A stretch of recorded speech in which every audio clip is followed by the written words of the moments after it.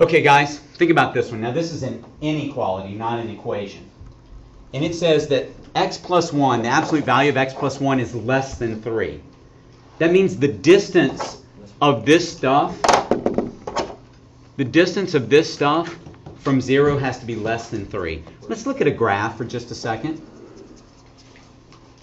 That means these numbers have to be between -3 and +3, right?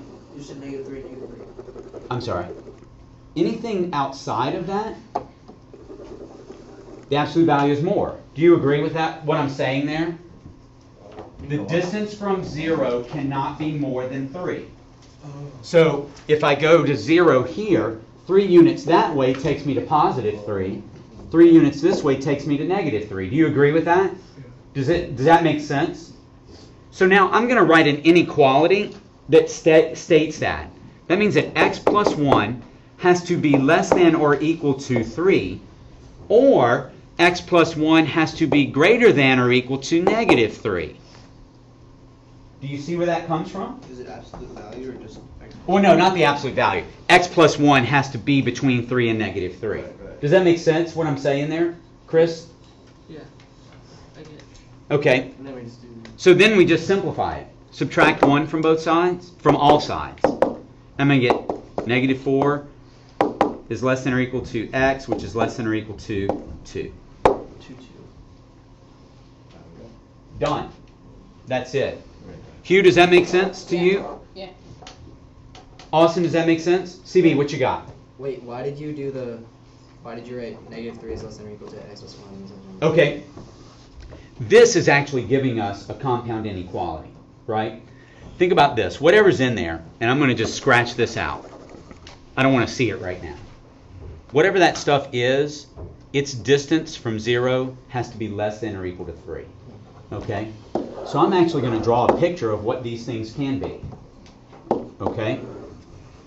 Here's 0. The distance from 0 can be no more than 3. All right? So I'm going to shade all the way out to 3. It can be any of those numbers, and it can also be 3, because it said equal to. But its distance from 0, I can go in the other direction also.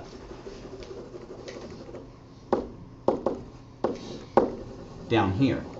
So it could be any of these things, right? That's what the inequality told us. It has to just be less than or equal to 3.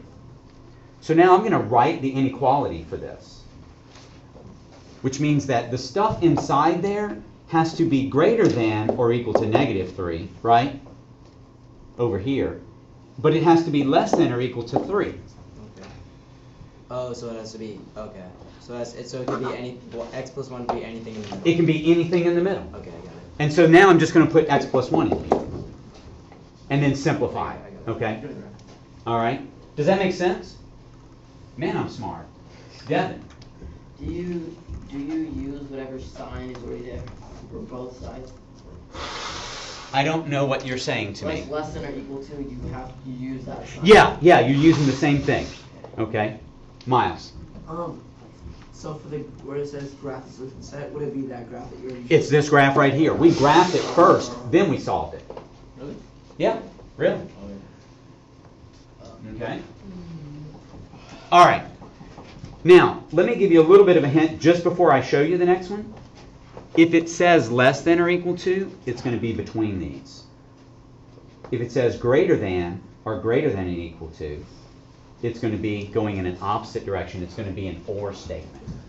Okay? We'll look at one of those right now. All right, good job, guys.